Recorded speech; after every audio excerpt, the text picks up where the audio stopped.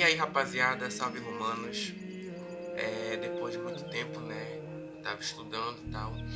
E aconteceu uma tragédia, né? Eu comprei o meu celular mês passado e quando eu ia começar a gravar, eu fui roubado menos de um mês, né? Então, tô improvisando aqui. E agora eu vou dar um mini curso bíblico de Gênesis a Apocalipse. Vou gravar um pouquinho sobre o livro de cada um, o resumo, né, do livro de cada um. E vocês vão vendo aí se vocês querem mais. E comentem aqui embaixo, né, o que vocês acharem. Deixa o like já agora. Se inscreve aí no canal, né, para ajudar. Compartilha, como o meu canal é novo, é recente, tem pouco inscrito, poucos vídeos. Então compartilha aí para me ajudar. E vamos evangelizar. Então eu vou deixar alguns slides aí, algumas fotos, né? Que é pra ficar fácil um pouco de compreender e o que for coisa simples eu volto pra cá pro meu rosto pra vocês verem, eu explicar melhor e vamos lá. Por causa de sua grande importância para compreendermos a origem do mundo e do homem, além da queda pelo pecado original, vamos explicar com mais detalhes este livro precioso e cheio de revelações importantes. Ele pode ser lido por extenso.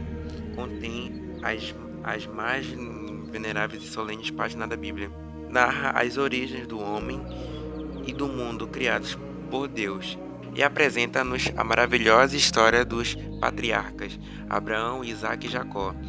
A mensagem deste livro é importantíssima. Entre outras coisas, traz a revelação de Deus sobre os seguintes pontos. Primeiro, Deus é o Criador do mundo e do homem. Segundo, Deus é distinto do universo, quer dizer, não existe o panteísmo que defende que Deus e o mundo são a mesma coisa e vê o mundo apenas como uma emanação de Deus. Terceiro, o mundo é bom. Quarto, o mundo foi criado, manifesta a glória e a paz de Deus. 5. O homem foi criado da terra, mas foi animado de um espírito de vida, alma, imortal, criado e dado por Deus. 6. O homem foi criado para viver na amizade de Deus. 7. O homem foi criado livre. 8.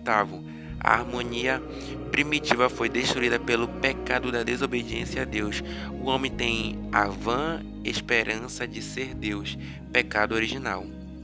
Esse é o pecado original. 9. O homem foi excluído do paraíso. 10. Deus faz a promessa de redenção da humanidade através da mulher. Gênesis 3:15.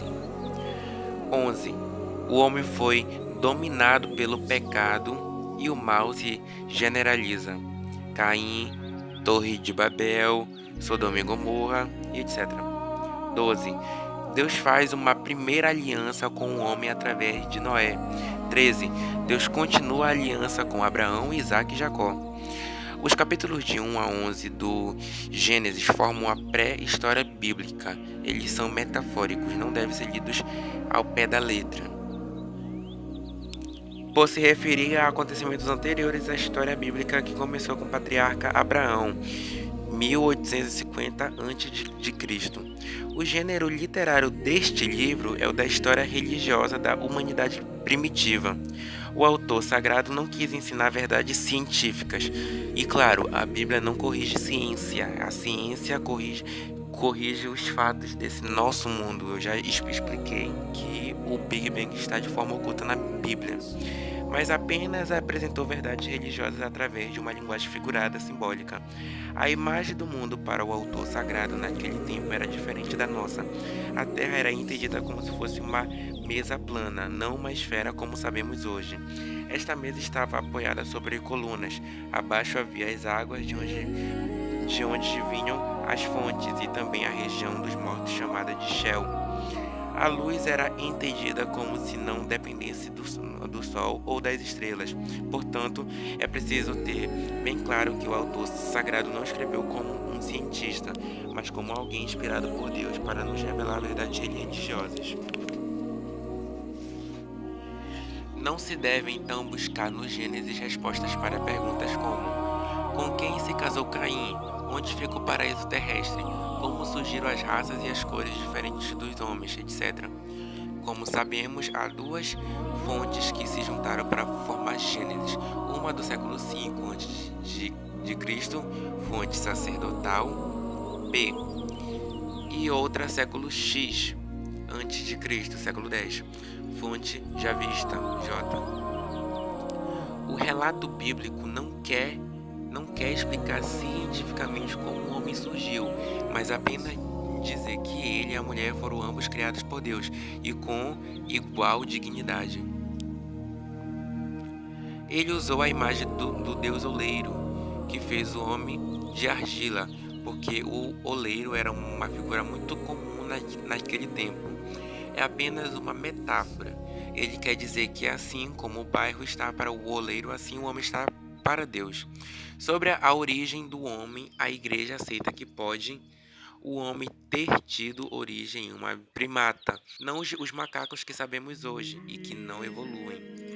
Quando o corpo desse primata estava suficientemente evoluído ou organizado, Deus lhe infundiu uma alma espiritual, criada diretamente pelo próprio Deus. Isto terá ocorrido tanto para o homem como para a mulher. Sobre o universo, podemos entender que a matéria-prima inicial de onde terá procedido a evolução foi criada por Deus, que nela colocou as leis da evolução, surgindo os minerais, vegetais e animais irracionais até o homem. Caberá à ciência explicar isto tudo com mais detalhes. O que importa é que Deus criou a alma imortal do homem. Quanto ao número de indivíduos que houve na origem do mundo, a igreja aceita que se pesquise sobre duas hipóteses que não contrariam a Bíblia: poligenismo, um só tronco da humanidade com vários casais, e o monogeísmo, um só casal. Não se coaduna com a fé e com a ciência a hipótese de vários troncos ou berços da humanidade em locais diferentes, polifiletismo. A palavra hebraica Adam significa homem, não é um nome próprio como Pedro, Ricardo, etc. Quando o autor sagrado diz que Deus fez Adam, ele queria dizer que Deus fez o homem, o ser humano, não necessariamente um só. Adam não significa um indivíduo, mas a espécie humana. O nome Eva também não é um nome próprio como Maria, Teresa, etc. Significa mãe dos vivos, Gênesis 3:20. Ainda hoje a ciência não chegou a elucidar a origem do homem. No entanto, seria falso dizer que Adão e Eva não existiram, ou que são apenas uma fábula da igreja. São tão reais como a humanidade é real. Com relação às várias raças, cores, etc., também a ciência poderá um dia explicar, mas não é necessário que se recorra ao polifiletismo. Pode-se explicar a partir de um só princípio, devido às variações de clima, alimentação, tipo de trabalho, etc., e também por causa do fenômeno chamado mutacionismo, que são as mudanças bruscas em indivíduos raros e que depois se transmitem estavelmente. Com o avanço da genética, talvez algumas coisas poderão ser explicadas. Meus irmãos e irmãs, acabamos a nossa primeira parte do nosso mini curso de Gênesis.